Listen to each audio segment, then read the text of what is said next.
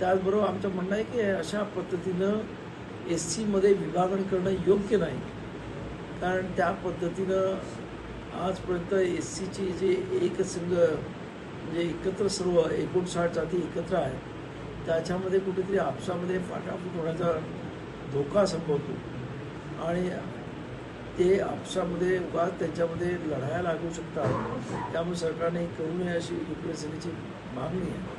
आणि जर असं करायचंच असेल, तुम्हाला फारच इच्छा असेल, तर SC-STला बाबासाहेबांनी जे रिझर्वेशन दिलं, हे रिझर्वेशन SC-STच्या लोकसंख्येप्रमाणात दिलेलं आहे. आणि म्हणजे SCची किती लोकसंख्या आहे कुठच्या राज्यामध्ये, म्हणजे महाराष्ट्रात 13% आहे, कर्नाटकात 15% आहे. त्यामुळे SCला तिथे 15% आहे, इथे SCला 13% आहे. तर या प्रमाणामध्ये ते SC-STला रिझर्वेशन दिलेलं आहे.